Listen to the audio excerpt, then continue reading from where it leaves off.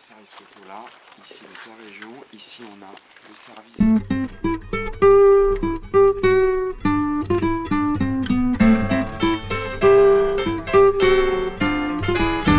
Buck wild to all of my niggas who don't care. Floss like a bunch of young black millionaires. Making you run, me and my done stacking my ones. Pourquoi être journaliste et comment le devenir? Alors je suis devenu journaliste parce que c'est un métier qu'on choisit par passion. On aime raconter des histoires, rencontrer des gens, tout type de personnes, sans jugement de valeur, simplement pour raconter leurs histoires.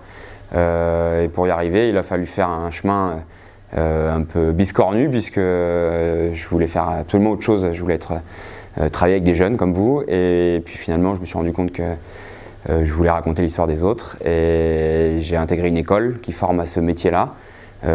J'ai d'abord fait du sport, d'abord été journaliste sportif, et puis je me suis dit que ce qui me plaisait c'était la presse locale, et je suis venu en Charente pour faire ça.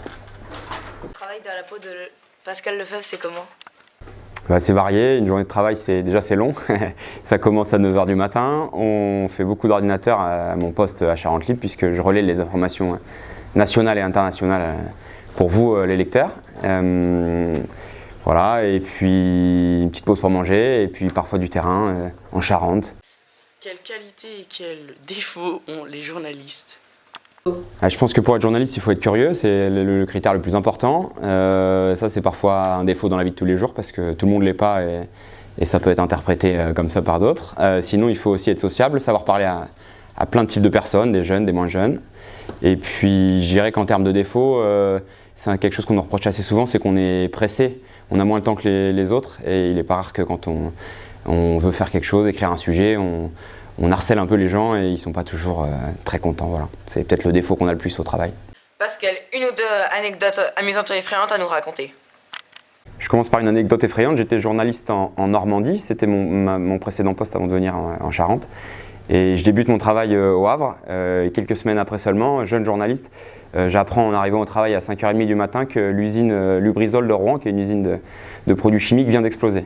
Et là, je suis face à une situation inédite. Je commence à travailler et je me demande comment faire pour traiter ça, mettre ma vie en danger ou pas le faire. Et puis finalement, je l'ai fait, j'y suis allé et puis je regrette rien du tout. Je suis très content d'avoir fait ça pour que les lecteurs et les gens soient au courant de ce qui se passe là-bas. Et une anecdote amusante, pareil, je viens d'être recruté en Normandie. C'est mon précédent travail avant d'être en Charente. Et là, premier jour de travail, pas trop d'idées de sujet, un peu léger avec la technique, pas trop savoir comment marche l'ordinateur, comment marche tout le matériel du nouveau journal. Et on m'apprend qu'il faut que je trouve quelque chose. Et je cherche chez les vacances. Et là, alors que toute la France cherche où se trouve le Premier ministre, Édouard Philippe à l'époque, je vais sur le balcon en cherchant une idée de travail, d'article pour le lendemain. Et je vois Édouard Philippe, le Premier ministre, que tout le monde cherche en France à se demander où est-ce qu'il passe ses vacances. Et je le trouve en face, sous mes fenêtres. Et là, mon sujet, il est tout tracé. Je vais le rencontrer, je lui demande ce qu'il fait là. Et j'ai l'information, petit article rapide, efficace. Et j'étais très content de mon premier jour de travail. Voilà. Pascal, dis-nous tout sur toi. Alors écoutez, à côté, quand je ne suis pas journaliste et que j'ai le temps de faire des choses à côté, ce qui n'est pas si souvent parce que c'est un métier prenant, je suis un passionné de vélo. Je fais beaucoup de vélo sur route, de VTT. Et puis quand je ne fais pas de vélo et que je ne suis pas journaliste, je m'occupe de mon fils, qui est un petit garçon de 3 ans bientôt. Et voilà, je suis passionné de livres, de films, plein de choses comme ça.